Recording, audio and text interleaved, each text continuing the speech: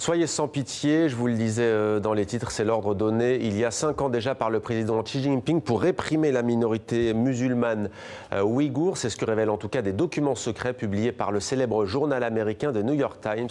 Les précisions de Grégory Fontana.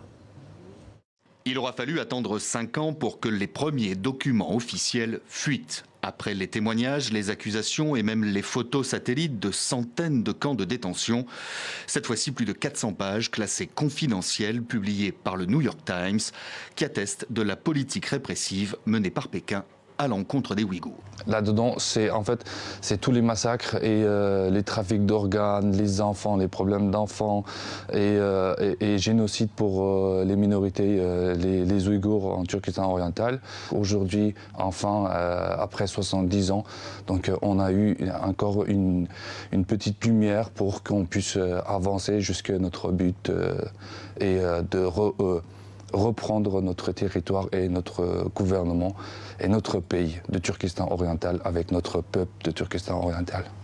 L'espoir est d'autant plus grand que la lueur vient de l'intérieur. C'est en effet un haut dirigeant chinois qui a transmis les documents sous couvert d'anonymat. Il révèle également qu'il ne serait pas le seul. D'autres auraient tout simplement refusé d'exécuter les ordres avant de se retrouver en prison. Pour Pékin, ces documents sont publiés en dehors de leur contexte. La suite de la rhétorique ne change pas. Ce sont purement des affaires intérieures de la Chine et ces questions ne sont pas des questions religieuses, ethniques ou relatives aux droits de l'homme, mais des questions antiterroristes et anti-sécession. Des lanceurs d'alerte au sein même du gouvernement chinois, situation inédite qui met en avant les divergences au sein même du régime communiste, visiblement pas aussi puissant ni incontesté qu'il veut le faire croire. Et pour en savoir plus, nous avons joint notre correspondante dans la région, Angélique Forget. Il est très rare que Pékin réagisse au travail des journalistes étrangers, mais devant l'ampleur des révélations de nos confrères du New York Times, la Chine a été forcée de réagir en 10 ans. C'est la plus grosse fuite d'informations qui provient d'une source gouvernementale.